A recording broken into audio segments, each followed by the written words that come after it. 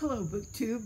I'm Peg, the book prize addict, back again for my 4th out of 5 long list of the National Book Awards that was just released at about an hour ago. Was the Nonfiction Prize. This leaves only one, the Fiction Prize, which will be tomorrow at 10 o'clock Eastern, U.S. Eastern Time. I'm really looking forward to that one.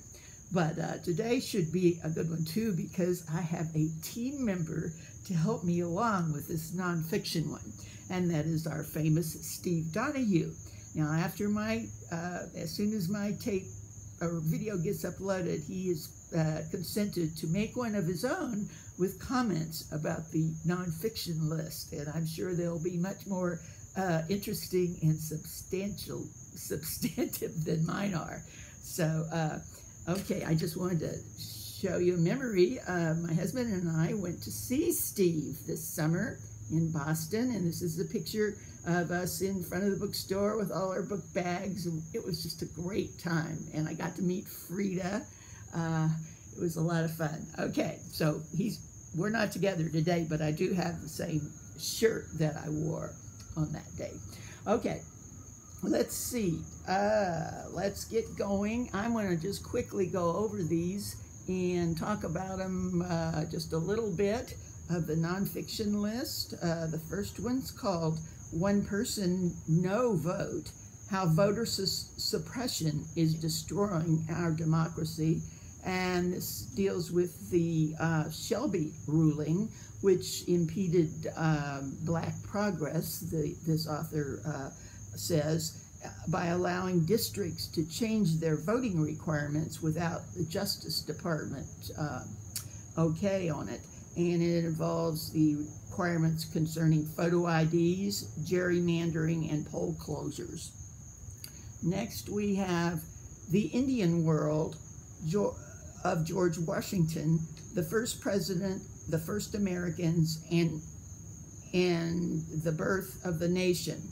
This is shown through a prism of Washington's life to bring into focus the great native leaders that he dealt with during his time as president and before, when he was in different wars, and the interaction that he had with them. I know Steve might have something to say about this because I've heard him talk about George Washington biographies quite a bit lately, and definitely he has thoughts on it. Okay, this is called Directorate S, the CIA, and America's Secret Wars in Afghanistan and Pakistan.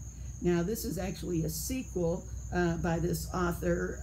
It resumes after his Pulitzer Prize winning Ghost Wars, it was called, and is a story of American intelligence, military, and diplomatic effort to defeat the Taliban and Al-Qaeda in Pakistan and Afghanistan.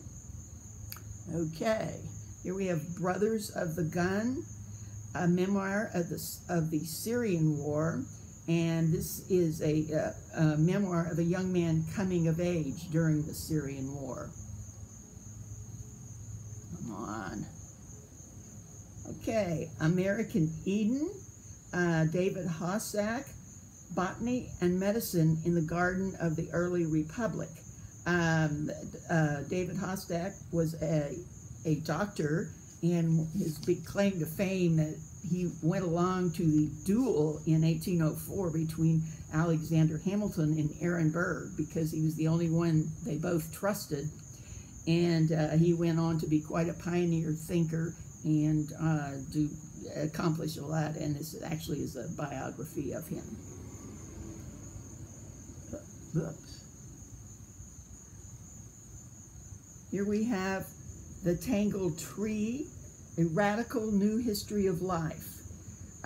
This is written by a science journalist who chronicles the lives of different researchers and biologists and what they've brought to, and he puts it together, I guess, in a story of some sort.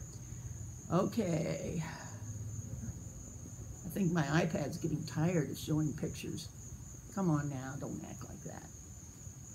And it's flashing. I don't know what that means. All right. Okay, let's go. Here we go. Okay, next is the Heartland. It's a memoir of working hard and being broke in the richest country on earth. And this is a true story of growing up in poverty in Kansas in the 80s and 90s, and the impact it has had on the rest of this author's life and her family. Call them by their names, by their true names, American Crises and Essays. This is a collection of essays of what they term the war at home, the police shootings, the violence, the killing by ex-husbands and partners, and saying that we should acknowledge this is a state of war here at home. Okay, here we have The New Negro, The Life of Alain Locke.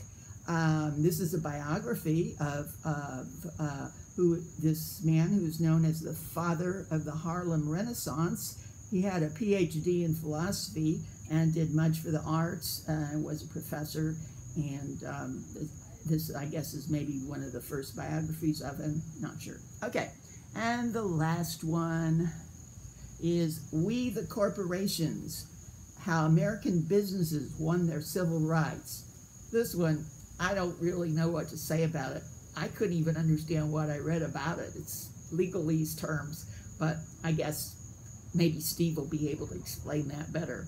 Anyway, so that's it for me, and I'm looking forward very much to Steve's comments on these, and maybe he has some other suggestions that he thinks should have been on this list. Okay, over to you, Steve. Bye.